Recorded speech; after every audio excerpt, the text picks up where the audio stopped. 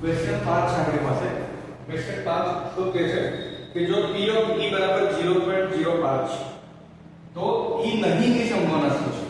તો સૌથી પહેલા લખીએ ઘટના. આપણો ક્વેશ્ચન છે 5 તો P of E બરાબર કેટલું આપ્યું છે 0.05.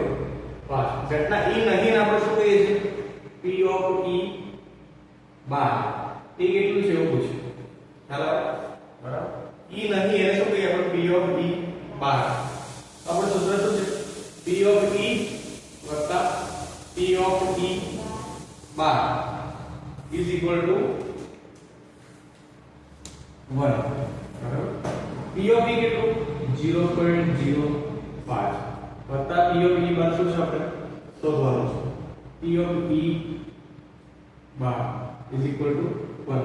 P of E બાર ને શું બનાવીશું કરતા બનાવીશું. P of E bar is equal to 1 minus આ જમણે બાજુ આવે છે માઈનસ માં 0.05. હવે તમે સર 1 માંથી 0.05 કીધું વાત કરવાનું સિમ્પલ. 1 એ પોઈન્ટ પછી કેટલી સંખ્યા છે 2 તો 0 0 પોઈન્ટ પોઈન્ટ પછી કેટલી સંખ્યા છે 0 5 અને મૂકી દો 0. આના બાદ ગણિત કરો બરાબર. 10 10 को 5 કેટલા આવશે 5. અહીં 0 છે એટલે શું મૂકવાનું 9 મૂકવાનું બરાબર. 9 અને 0 જાય 9 આવે.